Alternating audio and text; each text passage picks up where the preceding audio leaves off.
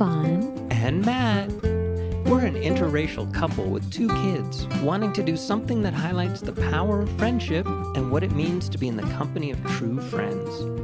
We're going to move our society away and out of the loneliness epidemic and into a friendlier, happier world.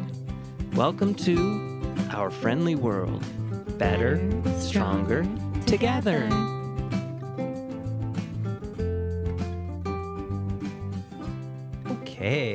Okay. Hello. Hi, everybody. So we've been talking about making friends with opposites, correct? We have. And I think what happens is what I've been going through anyway, that I'll use as an example. So I'll be the guinea pig. What can happen is the following: that your boundaries will be tested, correct? I mean, that's a really simple way to put it, I guess. Of course. Right?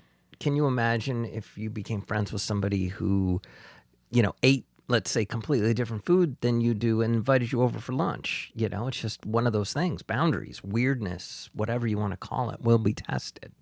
So the last couple of months, my boundaries have been tested, and I was having so much trouble because it was truly breaking my heart. Like, it was painful.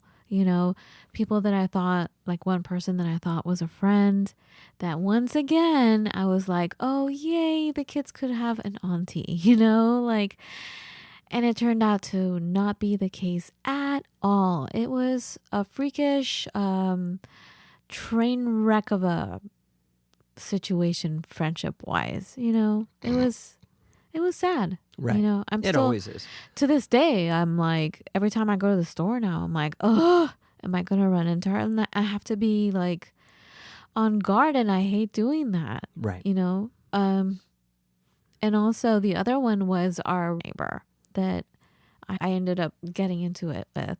And as I was crying about all these things, I had 2 friends who have known me for decades give me some wise information. And since they've known me for decades, they pointed out my family dynamics. I was always the person who didn't want to make waves, no matter how people were treating me, no matter what kind of situation I was in.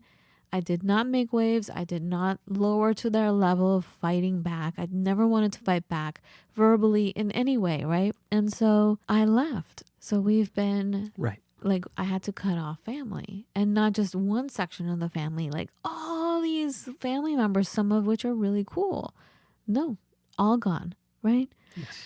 So I thought that I dealt with that.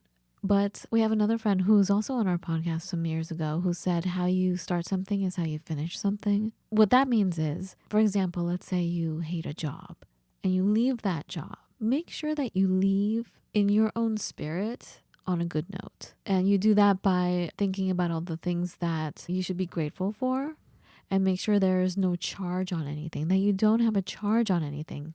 And what that means is, if a memory comes up regarding that situation, if your mood changes and you get very intense feelings, that means you have a charge on it.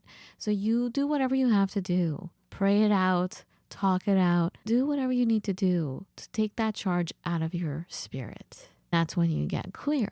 And I thought I did that pretty much.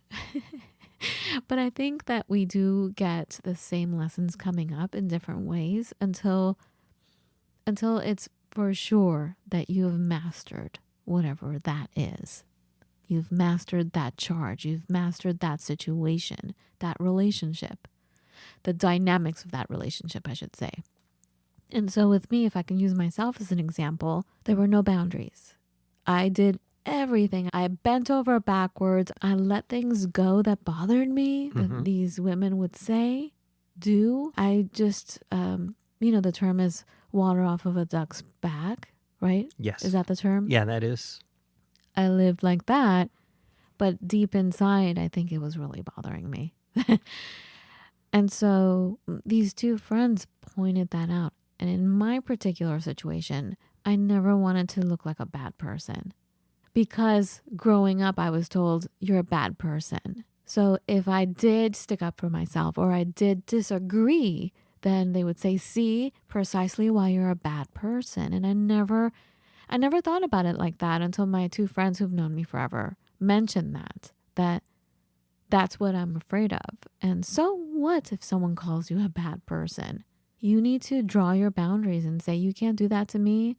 I'm not allowing this situation. I'm not going to partake in this situation. I'm not going to invest in this situation. Your emotional currency. And actually speaking that. Now verbalizing that. Right. Now, keep in mind, it can be very important. It is extremely important to have advisors, to have friends who are not emotionally connected to what you're going through, because then they can take a look at things more objectively. That's problem number one, for sure, for certainly. And yeah, nobody wants to look like a bad person. That's one of my favorite techniques at work to get somebody to do something they don't want to do, is to make everything seem reasonable and rational, even though I know they don't want to do it. Like, do you think you can get this done by the end of next week? Well, if you say no, then you're being a bad person. So I'm manipulating you. Mm-hmm. Even though if I ask you, hey, when can you have this done? You would say, oh, I'll have it done by the end of the week. Oops, I couldn't get it done. Let me see. Oh, let me try next week. Let me try week after. And you would keep stalling me. That's why I give you one deadline date. Because you don't want to seem like a bad person. So totally. And then when you do say something, it seems like, ooh, it's coming out of the blue. Like, where'd this come from? Right. Yeah. And yes. And that's the other point. And that's the pitfall of waiting. That's the pitfall of not saying something immediately. And that's also the pitfall for me oftentimes, because I'll be subtle about things. And sometimes people want to see what they want to see, shockingly, right? So if I'm being too subtle, they're like, oh, maybe I was imagining it, or, literally they don't hear me. They don't hear you. They literally don't hear me because I'm being that subtle. It should be a very gentle, guiding thing. Simplicity itself. What are you planning on working on this afternoon? Oh, hadn't thought about that. Boom. Let it go. And then all of a sudden, before you know it, nobody's doing anything. Yeah. I'm talking business. I'm talking work-wise, and you're talking friend-wise. I know, but it is a similar problem. It is a similar problem. It's the same issue. Not being heard, and that's one of the keys to friendship, is being heard. Yes. Right? Yes. And so when you're not being heard because you're trying to rein in all of your emotions inside of you and keep them there because you don't want to look like a bad person, or you don't want to look ugly, right? Right. You're afraid to look ugly, and that's one of the things we talked about a long time ago. Remember, you taught us how the people that ended up dying in a fire are the people that were too timid to break something. To break the window to get out. Right, because they didn't want to. Because that's bad, because that's always bad. Well, except if you're about to die, then all rules kind of go out the window. And it also reminds me of what you told me about O-sensei. So O-sensei is Morihei Ueshiba, the founder of Aikido, the martial art that Matt and I practiced together, that we met in the school together. Didn't you say that first of all, this was like the most peaceful man? Was he a samurai? What was he? No, he fought in the war. He was in the war, and he killed people, and he became a master of the spear, and he did combat training for people. And after the war, he was like, his entire world was utterly rocked, shocked, and he threw down his sword and wished it could be a plowshare. Yes. And so he devoted everything to peace. Yes. Which is Aikido, the way of peace, right? The way of harmony with the universe, but everybody shortens that to peace. So the thing about this guy is, when you look at him and his teachings, you're like, oh, the most peaceful person. But then you would tell me, Matt, how he quite often would have, how would you describe it? Like, he would get so upset and start, not a tantrum. What's a word for it? He would get pissed. He would get pissed and cause a scene over 25 cents. Or like if he felt like someone was ripping him off, right? Didn't he? Like, can you tell us the stories of how? Well, the one I remember is basically what all came down was that somebody didn't put his luggage where they needed to put it on the train, and so he couldn't find his stuff. And he went off on his disciples heard him go off on this poor porter, right? And the disciples were just like, and he said, and this is the quote, "If you're looking for God, he is not here," meaning pointing at himself. Not right now, anyway. People are people, and people have... We're a jumbled mess of emotions and past experiences and all sorts of craziness that have to get sorted out. Sometimes I wonder how two people can even become friends. Just with all the stuff we carry with us. I mean, kindergarten, sure, great, Hey, let's play. Simple, but But no, still horrible things because there's so much going on. things get more and more kind of off-centered as time goes. Guys, I did something terrible in kindergarten. Yes, you did, My but let's family not talk knows. about We're not that. going to talk about it. But Let's not talk about it. I'm scared. Yeah, I don't want to talk. I hate talking about that. I'm so sorry. It makes me look at you a little Yeah, cross-eyed. Anyways, but that's just it. I've actually been recently reading a book that we're going to be hopefully talking about on the show soon. Next week we have Chaz Ebert on. The key, one of my many takeaways that I'm pulling is don't accept blame. You need to accept your responsibility for your part in it, but you do not accept blame. Blame is like this whole like carte blanche, like it was all my fault. Yeah. No, don't do that. That's what I do. Responsibility. It Right. It even sounds better than blame. We're not. Bleh. It's like, yeah, you need to just accept your part in the dialogue, in the drama, in the whatever it is. If you are constantly trying to accept all the blame and let things go away, like we talked about, we were talking about Muhammad Ali and the quote about the pebble. It turns out he was talking about something else, but we took it a different way. He was talking about totally something else, but we talked about it's a pebble in your shoe, right? And sometimes you keep walking, hoping the pebble will move over. Right. Instead of just stopping and taking care of it immediately. Oh my God, I forgot what I was saying. Shoot, what was I saying?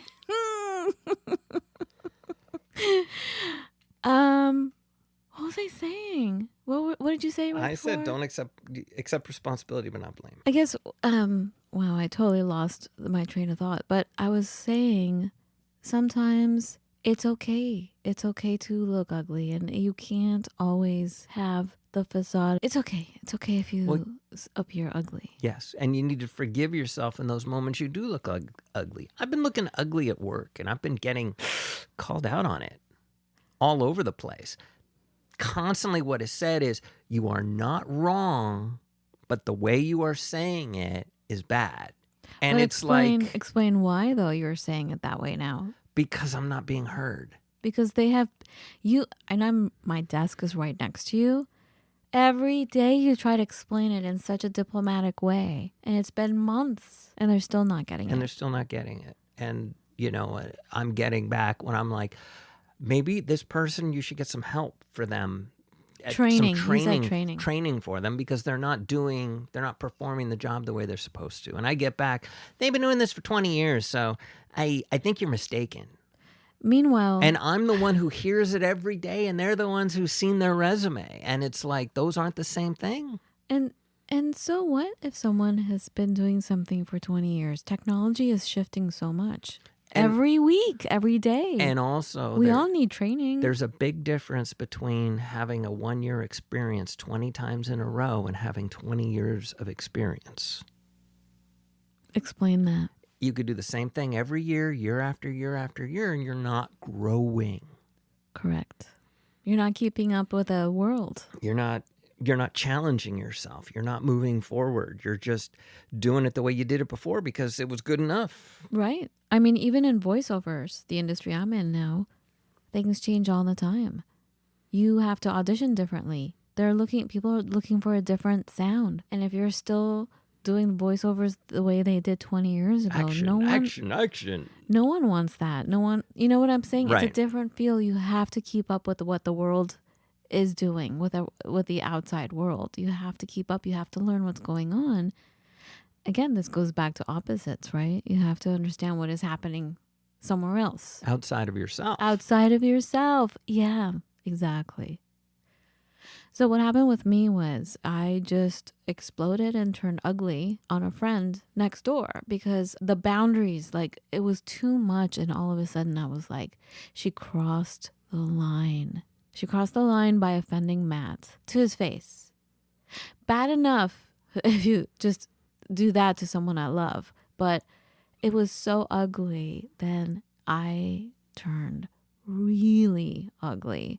And I waited for her to leave. We were still in our yard, but I started talking out loud about the BS. Like, this is terrible. This F this, you know. And she comes walking back saying, keep your voice down. You can't talk like that. And then I started yelling, I will do whatever the F I want. Get out of here. And she wisely retreated.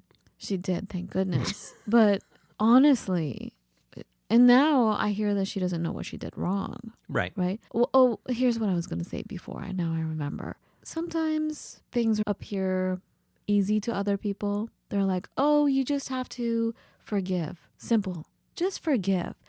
Well, you can't do that. That's actually not healthy.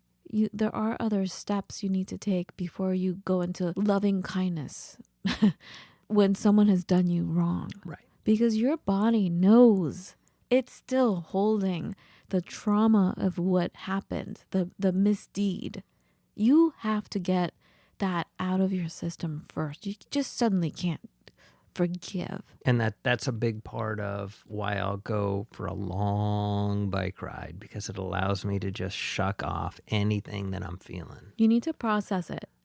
And, you know, I've talked about this before, but there's someone I like. His name is Dr. Mario Martinez, and he studied Tibetan monks. You know, these monks have had major trauma. They have had their families, their friends killed in front of them. And they went straight to loving kindness, forgiveness. These monks have the highest case of diabetes around the world. These are fit men that are vegetarian. And you know what I'm saying? Right. Like, why do they have the highest case of diabetes? Right. They're not drinking like fishes and eating Big Macs. So he explains it in such a beautiful scientific manner about how the body works. And it's because we are holding on to that resentment. We are holding on to something that hasn't been processed. It went straight to forgiveness. So that needs to occur. Right. Also, you brought up the issue of taking responsibility. Mm-hmm. Wow. I mean, yeah, I'm one who will blame myself for everything. Maybe the responsibility is 5% of the engagement. So, yeah. What does that mean? Meaning, if you want to play the blame game, I'm responsible for 5% of what just happened.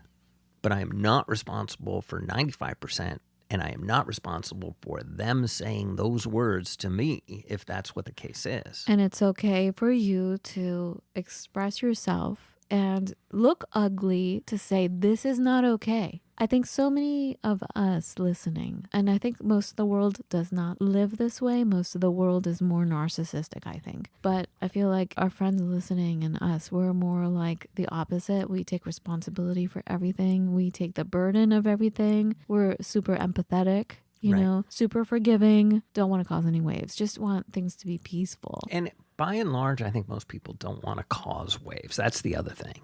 I think a lot of people just want things the way they want them.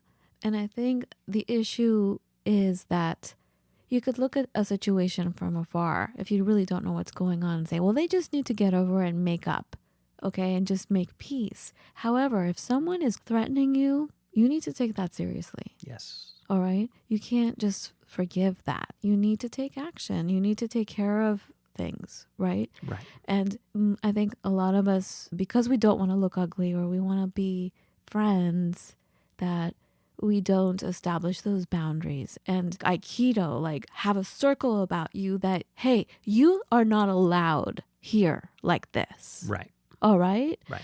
And you need to make that clear. And perhaps we need to turn up the volume a little bit in the beginning as things happen, so people don't get so shocked and surprised and appalled because we said, hey, you can't do that. Like I said, then they get all offended. They're the ones getting offended. And you're the one who has been getting all the bad treatment this whole time. Right. Which then makes you feel even more crazy and terrible. And you end up feeling like you don't want to be friends with anyone ever again or work with anyone ever again because it's such a terrible, gross situation. Right. So anyway. Anyways. The pitfalls of, you know, being friends with opposites or dealing with opposites or the whole thing of going to something that's outside of your bubble. And the thing is that certain things try to pierce your bubble. Yes. So either way, we're in life and it's going to happen. Either it gets pierced sometimes, or you try to expand your bubble and you end up touching things that are a little uncomfortable. So we're here to let you know you're not alone in that. And, honestly, communicate. So communicate if you're hanging out with a friend and you're going off and doing something you wouldn't normally do, and let them know this isn't a place I'd normally go. Or just or a thing I would normally do. So it's let's check it out. It is like a workout. Like I had a friend who reached out to me and said, "Oh, can I have your kid's phone number so I can talk to them?" An adult wanting to talk to our littlest one about, whatever. And I said, "No, that's not okay.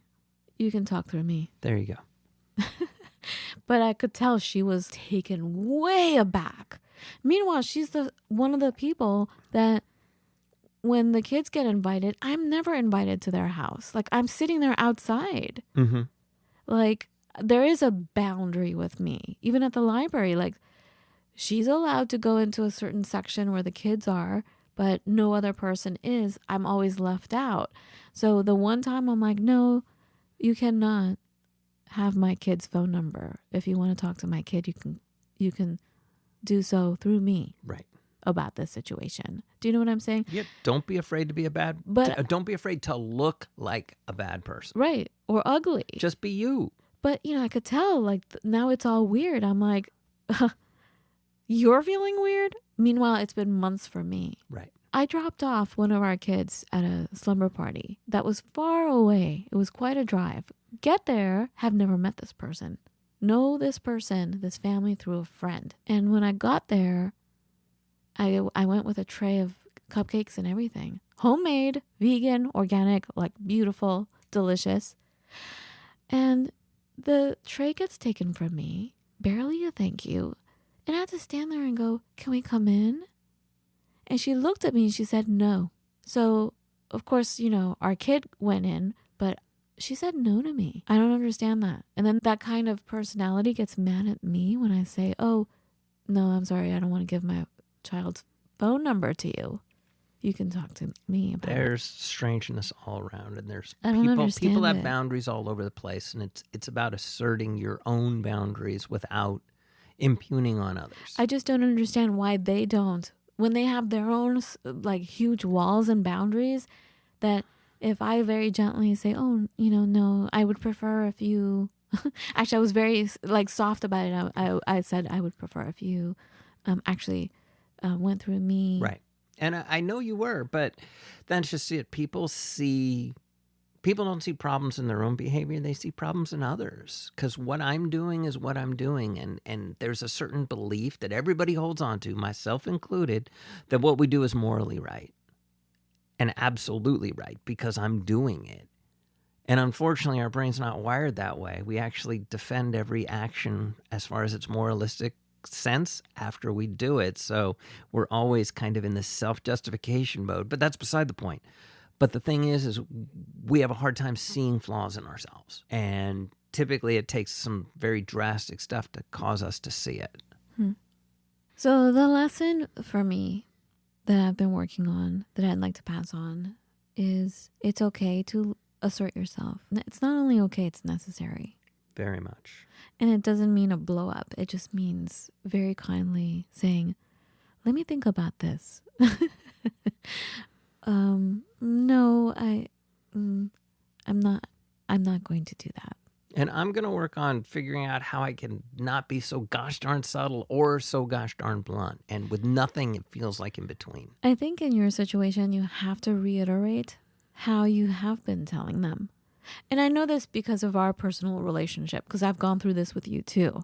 Because you're so subtle, and then you're like, "Hey," I'm like, "Whoa." Hold on, Buckaroo. And then you'll point out all the different ways that you have said it to me. I'm like, "Oh man, you're right." But it feels like I'm too subtle, and then the sledgehammer comes out. Yeah, I got to figure out how to pull out just the claw. So you have to very gently go back and show them the receipts of what you said. And when you said it, And I just have to not blow. my top. Yeah. I have to figure out how to not blow my top, and I'm not sure what that's going to look like, but it's, life is a practice, basically. I'm still Gosh. working on being me.